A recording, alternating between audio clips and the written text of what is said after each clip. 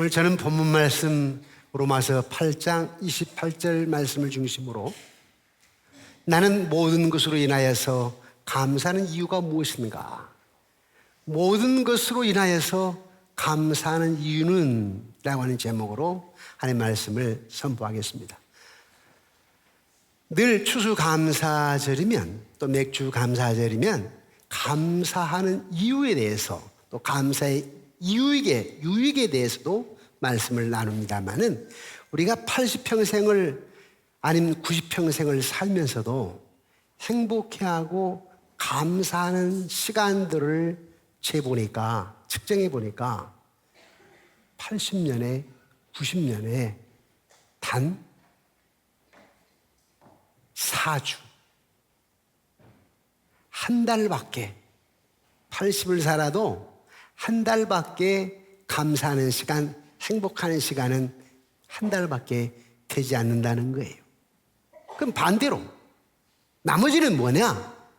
거의 80년을 살아도 79년 11개월을 때로는 슬픔, 고통, 번민, 낙심, 염려, 불평, 원망으로 살아간다는 거예요. 그런데 감사하기가 어디 쉽냐는 거지요. 사랑하는 성도 여러분, 여러분들은 모든 것으로 인하여서 얼마나 감사하십니까? 어떤 상황 속에서 여러분 감사하십니까? 제가 여러분 질문 하나를 드리는 겁니다. 당신은 어떤 상황 속에서도 감사할 수 있는가? 곤란한 질문이지요. 답하기가 쉽지 않아요. 아니, 차를 몰고 가다가 펑크가 났는데 아이고 감사합니다 할 사람이 어디 있느냐고. 병원에 가서 진료를 받았는데 의사가 좀 의심이 되는데 조직검사를 해봅시다.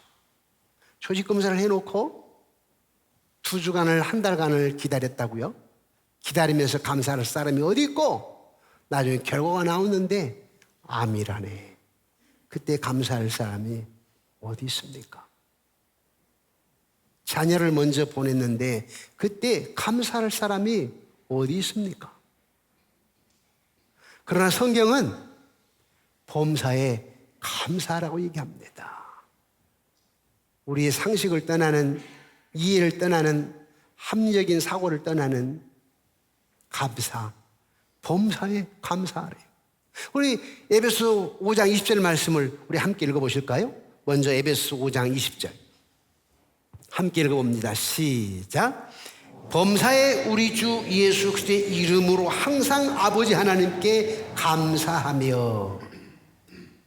범사에 감사하래요. 또 데살로니가전서 5장 18절 말씀 함께 읽어보겠습니다. 시작. 범사에 감사하라. 이것이 그리스도 예수 안에서 너희를 향하신 하나님의 뜻이니라. 범사에 감사하라. 범사에 감사하라. 또 빌립보서 4장 6절입니다. 함께 읽습니다. 시작. 아무것도 염려하지 말고 다만 모든 일에 기도와 간구로 너희 구할 것을 감사함으로 하나님께 아뢰라. 여러분이 잘 아시는 대로 바울이 이렇게 감사라고 할 때 바울의 상황이 어땠을까요?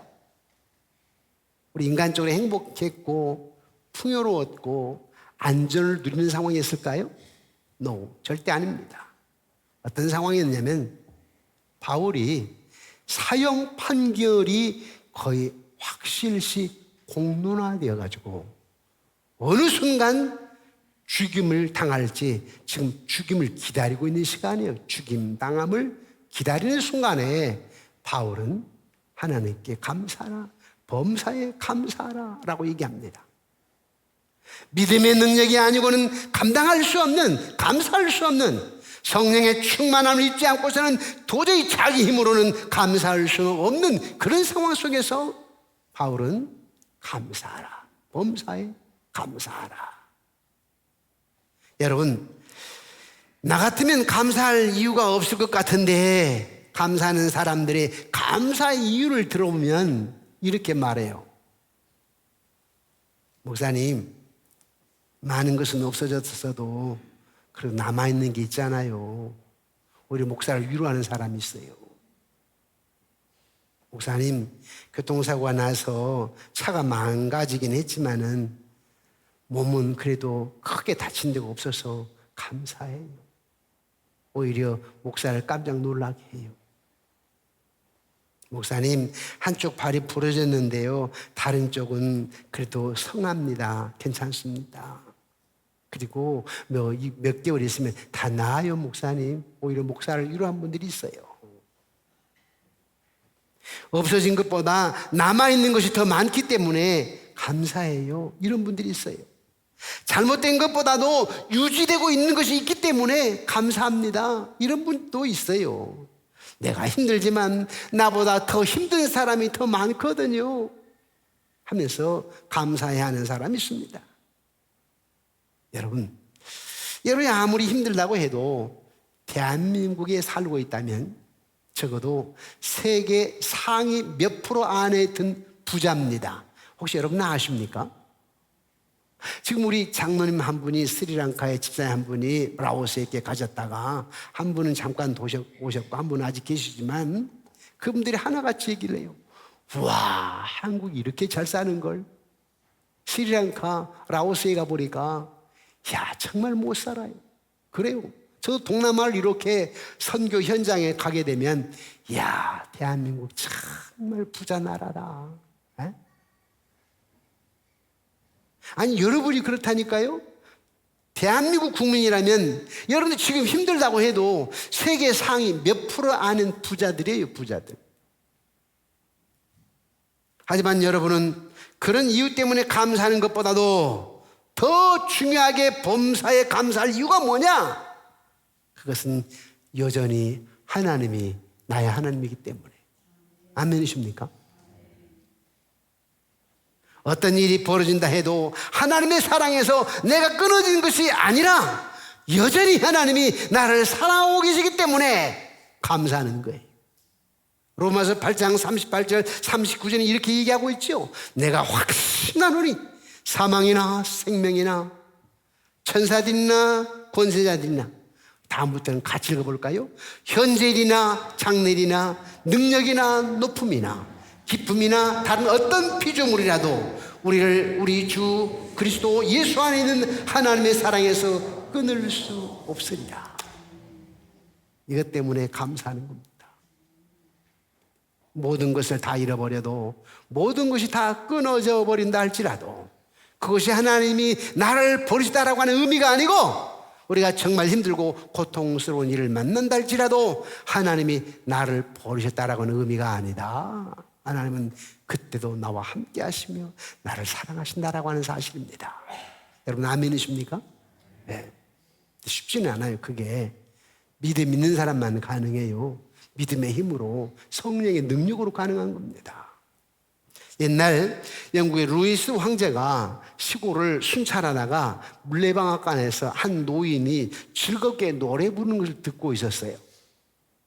연세 드신 분들은 알아요. 이걸 갖다가 번역해서 부른 노래인데, 세상 사람 날 부러워 아니하여도 나도 역시 세상 사람 부럽지 않네. 하나님의 크신 은혜 생각할 때에 할렐루야 찬송이 저절로 나네. 우리나라 노래 같죠? 아니에요. 영국의 찬양이, 영국 사람. 그걸 듣고 있던 루이스 황제가요, 아니 어르신, 노인 양반, 2절은 없어요? 라고 물었어요. 그랬더니 이 노인이 황제에게 없습니다라고 얘기합니다. 그때 루이스 황제가 그러면 2절은 이렇게 부르세요 라고 가르쳐 주었어요.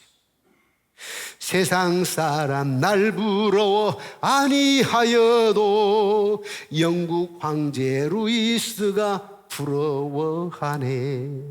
하나님의 사랑을 생각할 때에 할렐루야 찬송이 저절로 나네. 노인 양반, 내가 당신 부럽소 이 말이요. 하나님의 사랑, 하나님의 은혜가 있는 당신 내가 부럽소. 여러분 그래야 될 텐데 나는요, 대통령 부러워하지 않아요. 나는 국무총리가 부러워하지 않아요. 목사인 내가 더 큰 축복이라 생각을 해요. 여러분도 역시 마찬가지예요. 내 안에 계신 예수 그리스도 크고 위대하신 하나님, 그분 안에서 여러분들은 감사할 줄 알아야 됩니다. 아멘이십니까 여러분? 네. 우리가 날마다 낙심하게 되는 일들이 한두 개 있을지 모릅니다. 그러나 다른 관점에서 바라본다면 여러분의 인생은 대부분 꽤나 좋은 모습이에요. 네. 제가 저쪽에서 일부 예배를 드리고 설교를 하고 이쪽으로 넘어왔습니다만은 일부 예배 드려 강단에 올라가다가 다시 내려와가지고 이렇게 보았어요. 뭘 보았어요? 여기 감, 과일들 쭉 놓이는 걸 보았어요. 특히 감에 꽂혔어요. 단감에. 나에게는 단감에 대한 사연이 있답니다. 제가 초등학교 6학년 때 도해주로 전학을 갔는데요. 왜냐하면 이제 좋은 고등학교를 가야 되기 때문에 선생님이신 아버지가 도해주로 전학을 시킨 거예요. 그 고등학교, 제가 있는 곳에는 광주 1구가 최고였습니다. 광주 제1구가. 아버지 욕심에 거기를 보내려고 초등학교 6학년 때 도해주로 보냈어요. 그때 누나가 다닐 때는 전남여고가 제1이었거든요. 시험발이 떨어졌어.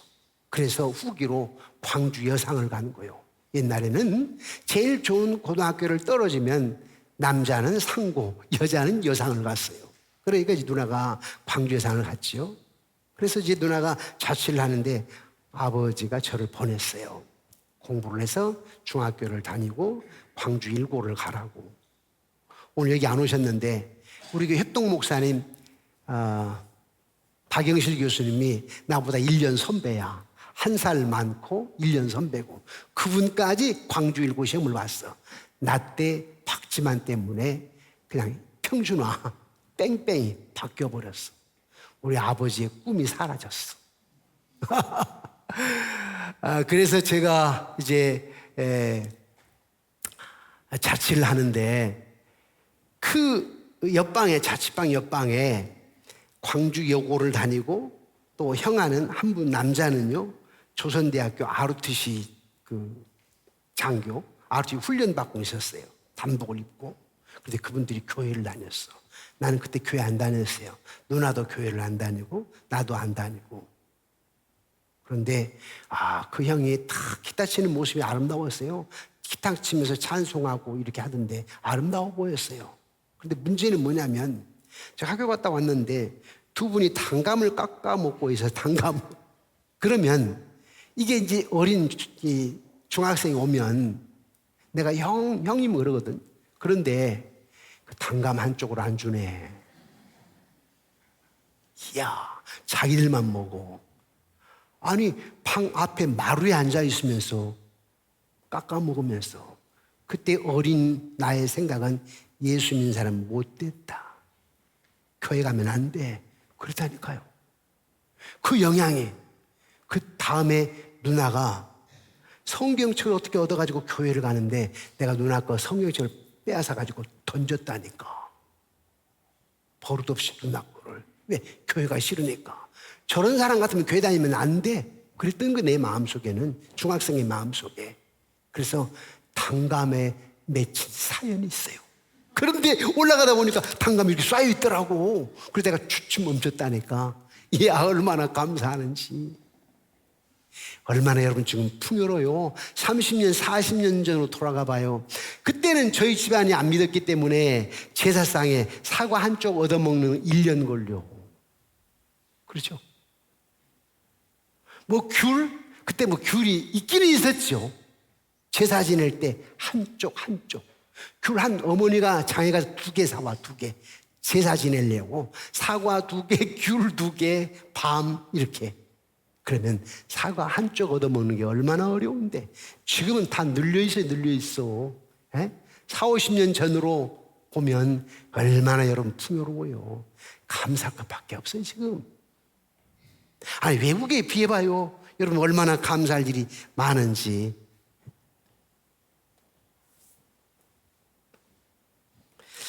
우리 하나님은 한치 오차도 없으신 하나님이신데 여러분들 상황을 바라보면서 원망하고 또 낙심하겠지만 우리 하나님은 한치 오차가 없으신 하나님, 살아계신 하나님, 여러분들 축복하신 하나님이에요. 물론 이게 있지요. 살아다 보면 아프기도 하고 사업에 어려움이 있기도 하고 대학에 떨어지기도 하고, 그런데 지나놓고 보니까 다 하나님의 섭리입니다. 섭리. 종종 제가 여러분에게 얘기하잖아요. 만약에 내가 대학에 서울로 와서 합격을 했더라면 오늘 나는 목사가 안 됐을 거예요. 예수님 안 믿었을 거예요. 그런데 떨어진 것도 은혜고 섭리였어요. 지나놓고 보니까. 그리고 제가 군대를 갈 때 최전방에 15사단 GP로 떨어졌는데 우리 형님은요, 태권도 사범. 그 지방에 광주에 가면 상무대라고 있습니다. 거기서 태권도 조교. 놀고 뭐 군대를. 그리고요, 이러더라고요. 아버지 어머니가 군인인데 용돈을 타러 와. 용돈 돈을 안 주면은 월남전 가버린다고 협박하더라고. 그럼 우리 어머니는 집에 있는 돈을 아버지 몰래 주는 거예요. 월남 못 가게. 그런 걸 내가 보았기 때문에, 아니 형님같이 속 못 차리는 사람은 최전방에 속 좀 차리게 하고, 나같이 대학에 떨어져가지고 또 좀 공부를 해서 재도전을 하고 싶은 사람은 후방에서 떨어지게 해가지고 공부 좀 하게 하지, 왜 최전방에다 갖다 놓느냐고 이렇게 원망했어요. 그때까지만 내가 예수님 안 믿었으니까. 그런데 지나놓고 보니까 하나님의 섭리요. 그 군대에서 내가 세례받은 거 아니요? 하나님 만난 거? 제가 만약에 후방에 있었다면 안 믿었을 거라고. 그러니 고난도 아픔도 실패도 다 뭐라? 하나님의 섭리, 하나님의 계획 가운데 있는 것입니다. 우리에게 부족한 것은 감사할 일이 없는 게 아니라 감사할 것을 볼 수 없는 믿음의 부족이 믿음의 부족. 감사할 것을 볼 수 없는 믿음의 부족이지 감사할 일이 없는 게 아니에요. 그래서 우리에게 필요한 것은 뭐냐? 하나님을 바라볼 수 있는 믿음의 눈. 우리에게 필요한 것이 뭐라고요? 하나님을 바라볼 수 있는 믿음의 눈. 믿음의 눈. 우리 이 노래 있잖아요. 예수 늘 함께 하시네. 고단한 인생길 힘겨운 오늘도 예수 내 마음 아시네. 이 찬양이 있는데 우리 함께 해볼까요? 네.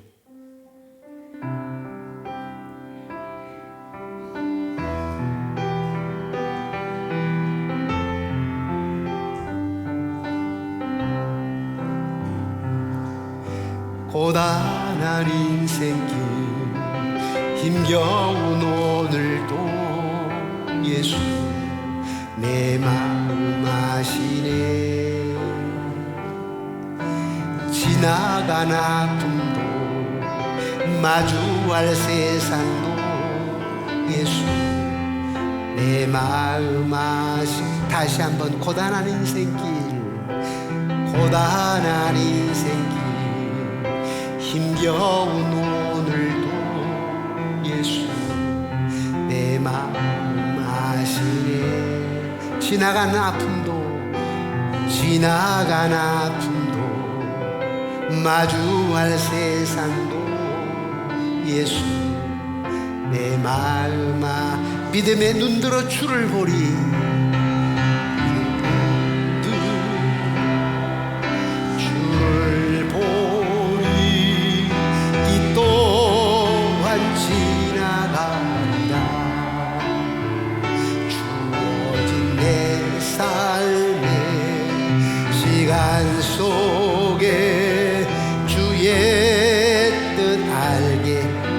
하루를 살아도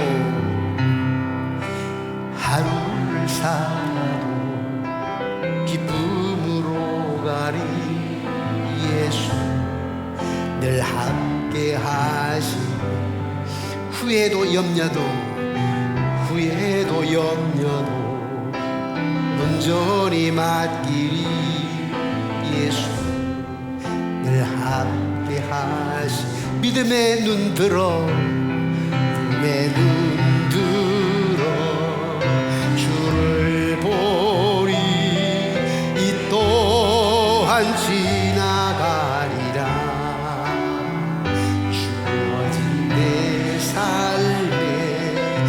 시간 속에 주의 뜻 알게 하소서.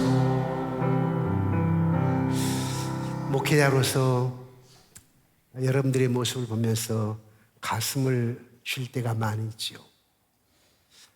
아파서 병원에 갔는데 쉬운 상황이 아니야. 급하게 수술을 해야 되고 수술 후에 빠른 회복이 없고 할 때, 집사님이 요양병원 같은 병원에 입원해 계시는데 몇 년째 병원에 계신 분, 예를 들어서 우리 유청현 권사님 남편 우리 민병설 집사님 바라보는데,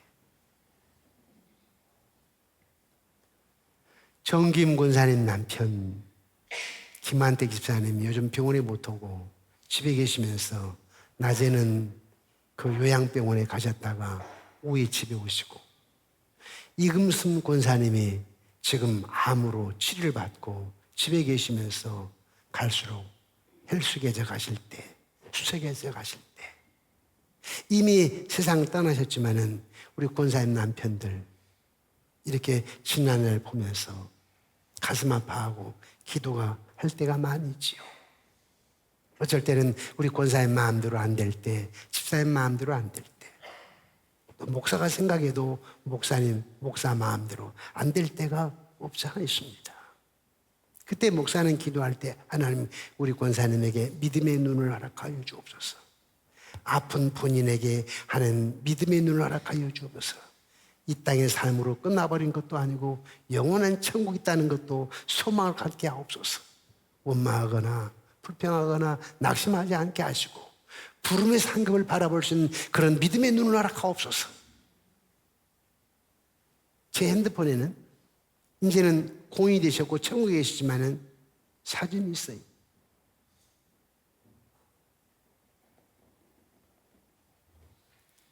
돌아가시기 전에 신방 가서 같이 사진을 찍어 놓은 사진들, 눈을 보면서 기도하지요. 이미 천국을 가졌으니까 하나님, 천국에서 기도하실 때 후손들을 축복하옵소서. 그런 기도를 하지요. 때로는 내 마음대로 100% 될 때가 없을 때가 있어요. 그러나 지나놓고 보면 다 하나님의 섭리고 계획 속에 있어요. 어떤 경우에는 자녀를 하나를 잃었어. 그리고 처음 마음의 무덤을 안고 계시는 우리 권사님, 우리 집사님, 그럴 때가 있죠. 그러나 뒤에 보니까 하나 남은 아들이, 하나 남은 딸이 또 뭔가 잘 되고, 그걸 볼 때, 야, 하나님 또 이렇게 위로를 하시는구나 싶을 때가 있어요. 이 땅에 우리 고난이라고 할 것 같으면 욥의 고난에 비교할 사람이 어디 있겠습니까? 자녀를 다 잃었지요. 재산을 다 잃었지요. 자기 몸은 악창이 걸렸지. 다시 말하면 말기암. 그럼에도 나중에 보니까 욥의 모년 하나님 갑절로 축복하시고, 욥의 신앙 고백은 뭐예요? 내가 정금같이 나오리라. 대다수의 사람들은 감사하지 못하며 살아가는데요. 그 이유가 뭘까요? 끝도 없고 한도 없는 욕심 때문이에요. 또 대다수 사람들이 감사하지 못한 이유가 뭘까요? 다른 사람들과 비교 의식 속에서 남보다 못하다라고 하는 생각 때문에 감사하지 못해요. 또 왜 감사하지 못합니까? 염려와 근심 때문에. 그렇잖아요? 아니, 염려해서 그 염려대로 안 이루어질 것이 약 80%가 넘는데요. 근데 쓸데없는 염려를 하는 거죠. 그러면서 감사하지 않아요. 원래 사람의 본성은요, 아담이 죄를 범한 후에 본성적으로 근본적으로 감사하지 않게 되어 있어요. 로마서 1장 21절에 이렇게 얘기합니다. 우리 함께 읽어볼까요? 로마서 1장 21절 시작. 하나님을 알되 하나님을 영원하게도 아니하며 감사하지도 아니하고 오히려 그 생각이 허망하여지며 미련한 마음이 어두워졌나니. 하나님을 알긴 알아. 그런데 하나님을 영원하게도 안 하고 감사하지도 않는데요. 혹시 나 아니에요? 여러분 아닌지 모르겠어요? 여러분 누가복음 17장에 보니까 10명의 나병 환자가 예수님으로 치유를 받았다고 간청해가지고, 그런데 나중에 예수님께 와서 감사하는 사람은 한 명밖에 없어. 예수님께서 뭐라고 말씀하셨어요? 치료받은 나머지 9명은 어디 있느냐? 혹시 여러분들이 9명 속에 든 건 아니에요? 여러분 한 명 속에 들어야 되죠. 하나님께 감사. 여러분은 어때요? 여러분 인생을 살아보면서 여러분은 누군가에게 내가 은혜를 끼쳤다고 하는데 나중에 보면 배은망덕한 사람 참 많지요. 그런 사람 있지 않아요, 여러분? 그런데 혹시 여러분들이 예수님께 그런 건 아니에요? 여러분이 그러다고 서운해해. 배은망덕하다고. 내가 어떻게 베풀었는데 그렇게 말하잖아요, 여러분. 그리고 서운해 하시잖아요? 그런데 여러분 하나님 앞에 여러분 한번 생각해 보시라고. 하나님 베푸는 은혜가 어떤 은혜인데 여러분들 염려하고 낙심하고 근심하고 불평하고 원망한 거 아닙니까? 만약에 여러분들이 소유한 모든 것들이 어디에서 시작됐는지 깨닫지 못한다면 여러분은 그 축복에 대한 감사를 적합하게 표현하지 못하겠지요. 내가 소유한 모든 것들이 하나님께로부터 시작되었다 생각하면 예배당에 안 나올 수가 없는데 그 생각하기가 쉽지가 않아요. 내가 소유한 모든 것으로 인하여 하나님께 감사해야 되는데 내가 소유한 모든 것으로 인해 감사해야 되는데 그러기가 쉽지가 않아요.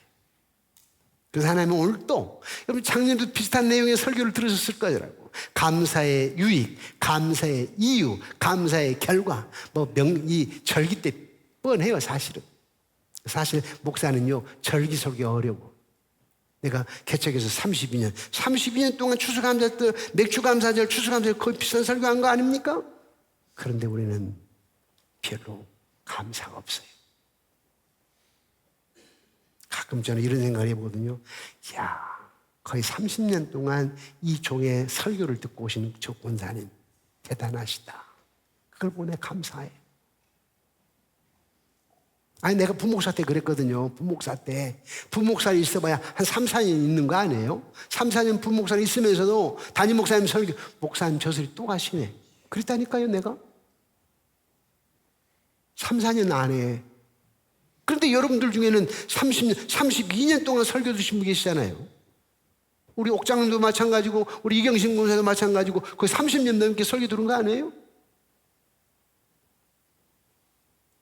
그래서 저는 목회를 하면서 32년 동안 이 종의 설교를 쭉 들어오시면서 이렇게 교회를 섬기는 모습이 아름답다.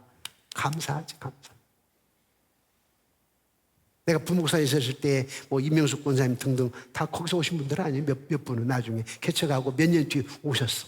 신도시 아파트 분양받아가지고. 그래서 설교를 이렇게 들으시는데 종종 그 생각을 하지요. 32년 가깝게 설교를 들어오시면서도 감사하는 저 모습. 목사로서 감사하네. 감사해.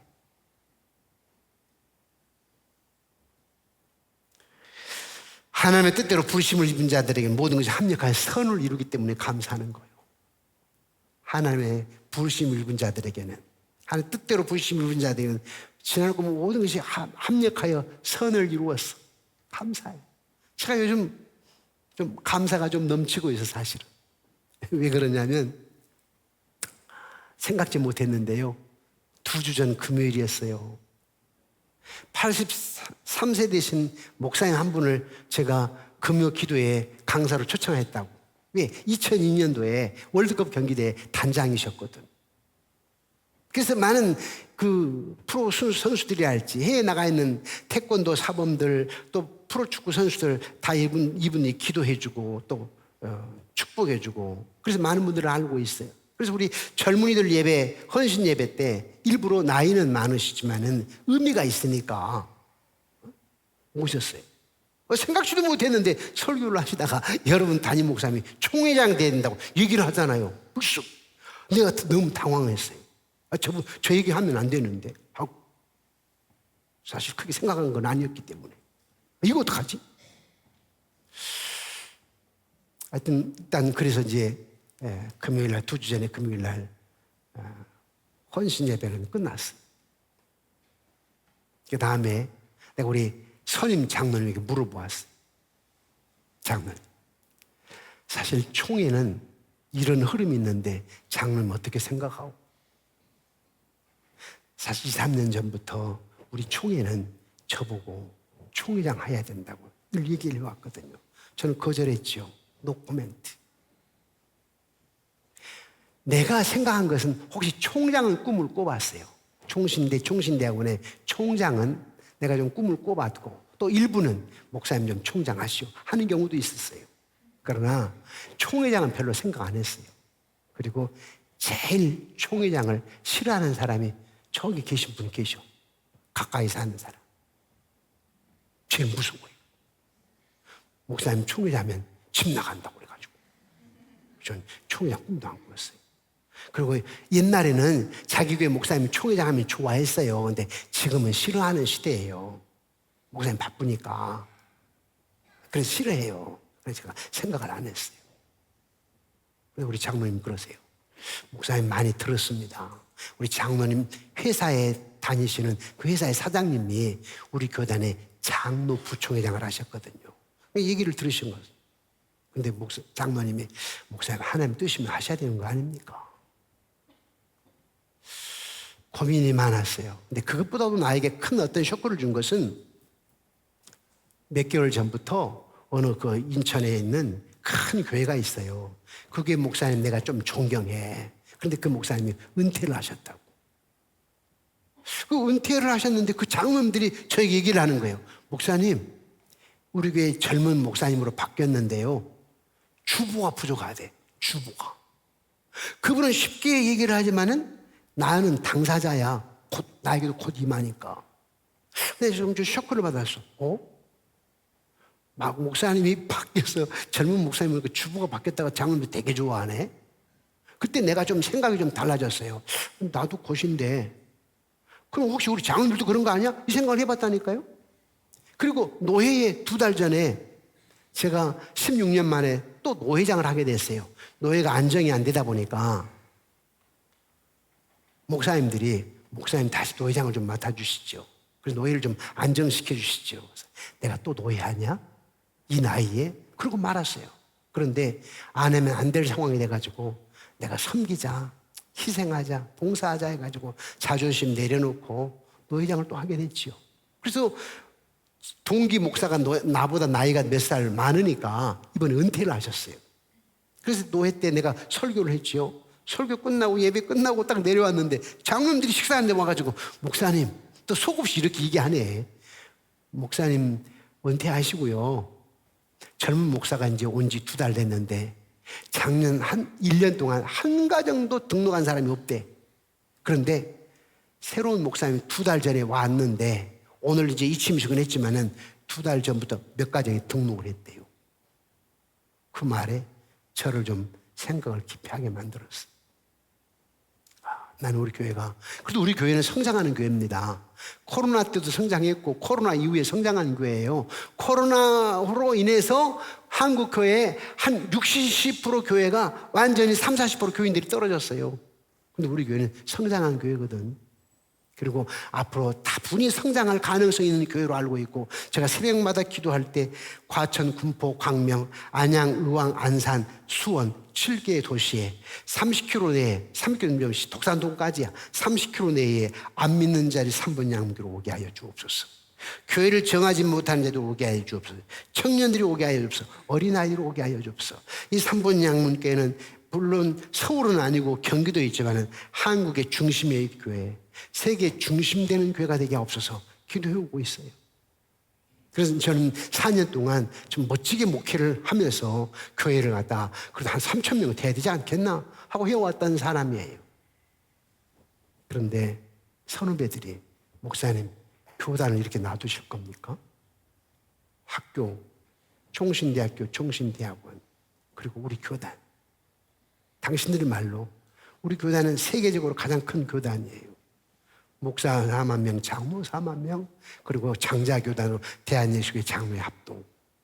그런데 그냥 목사님 간과하실 겁니까? 목사님 교회만 그냥 하실 건가요? 자꾸 이 얘기를 하는 게 듣기가 싫었어요. 가장 집사람이 스트레스를 받아요. 전화 와가지고 목사님 하셔야 됩니다. 목사님 하셔야 됩니다. 제일 스트레스를 받는 사람이에요.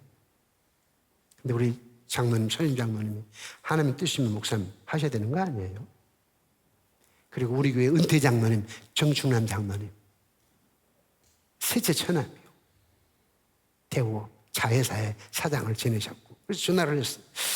지금 총회가 좀 이러이러한 건데 사실 하고 싶은 생각이 아닌데 자꾸 이런 얘기를 해서 그리고 최근에 은퇴한 교회 장로들 얘기를 들으면서 조금은 생각이 좀 달라져 보는데 장로는 어떻게 생각하십니까? 그랬더니요. 대뜸 하는 얘기가 하나님의 뜻이면 목사님 하셔야 됩니다. 물론 이제는 목사님은 3, 4년 후에 은퇴하시고 편안하게 지내시면 그거야 좋지요. 그렇지만 십자가를 지셔야지요. 희생, 계속 헌신을 하셔야 되지요.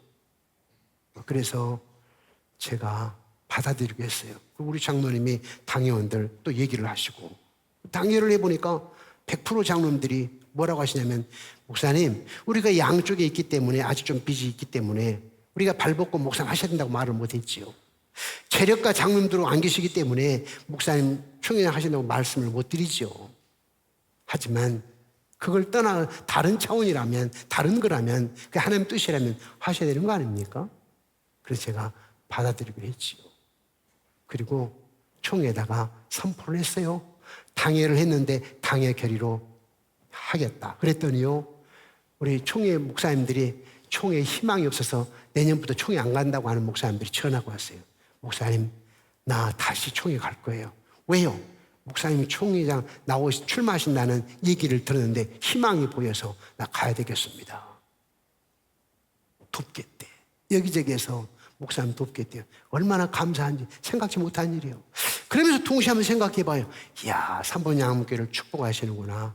이런 일을 통해서 우리 교인들을 더 하나가 되게 하고 기도하게 하고 우리 하나님 우리 교회를 얼마나 축복하실까. 사업장을 얼마나 축복하시고 우선들을 축복하실까. 이렇습니다.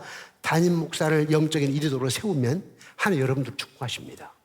여러분 아멘 하셔야 돼요. 네. 내가 이렇게 총신대학원 와가지고 한 40년 지켜보니까요. 하나님이 그 교회를 성장시키시고 그 교회의 목사를, 담임 목사를 세우시면 장로님들 축복하시고요. 사업장을 축복하고 후손들 축복하고 그걸 제가 보았어요. 이야, 이게 하나님이 삼본 양목교를 축복하는 그릇으로 사용하시는구나 생각하면서 지금 감사하고 있습니다. 그리고 주변에 그렇게 목사님 하셔야 됩니다 해가지고 박수치면서 이제 마음 한시름 놓았다고 걱정을 했는데 그리고 처갓집 식구들은 이제 처형이 4분이 권사님인데 또 처남 4분이 장모고 한 분은 집사님인데 9분 우리 빼고 9분이 모여서 가족 회의를 한 겁니다. 5대째 믿는 집안에 이건 가문의 영광이다. 목사님이야 명예를 가지고 하는 것이 아니라 헌신하며 희생하며 십자가를 지려고 하는 일이기 때문에 한국 교회를 위해서 교회를 위해서 한국 교단을 위해서 우리 교단을 위해서 이건 그냥 되는 게 아니라 하나님의 주관이고 하나님의 섭리고 그렇기 때문에 하나님께 감사하고 나가야 된다. 그래가지고 당신들이 가족 회의를 하고 또 모여서 기도하게 되고 또 많은 선후배들은 내가 선배님 돕겠습니다. 알고. 이러한 모든 것들이 참 감사할 일이다. 이것은 비단 저만의 일이 아니고 여러분들의 일입니다. 여러분들 앞으로 사업장 한 축복하실 줄 믿습니다. 여러분들의 자녀를 축복하실 줄 믿습니다. 저는 이 시대에 십자가를 져야 될 목사로 생각합니다. 저야 한 3, 4년 은퇴하고 편히 쉴 수, 열중시도 하면 좋지요. 근데 그게 아니에요. 마지막까지 십자가를 져야 되는구나. 고난의 십자가, 힘든 십자가. 리더는 욕먹게 되어 있습니다. 리더는 힘듭니다. 편안하지가 못합니다. 그러나 하나님이 주신 십자가, 내 목에 매인 십자가, 희생과 헌신하면서 가야 되지 않겠는가. 우리 삼분 양무가 가야 되지 않겠는가. 그런 십자가를 질 때 하나님은 내 믿음으로 되라. 내가 너의 희생과 헌신을 나누라 하시고 여러분들의 이 땅에 하나님께서 역사하시고 축복하실 줄 믿습니다. 우리 한번 하나님의 십자가를 함께 져보자고요. 마지막 때에 아무나 할 수 없어요. 아무 교회나 하는 게 아니에요. 아무나 하는 게 아닙니다. 우리가 십자가를 지고 나가게 되면 교회를 축복하시고 여러분 자손만대를 축복하시고 저는 목회자로서의 마지막 십자가를 칠 때 개척자와 같은 그런 십자가를 칠 때 하나님이 축복하시고 역사하실 텐데 우리 모두가 다 하나님의 큰 뜻을 하나님의 영광을 바라면서 함께 스크랩을 짜고 함께 나가는 삼본 양문교 여러분 되시기를 그리고 늘 감사가 차고 넘치기를 주님의 이름으로 축원합니다.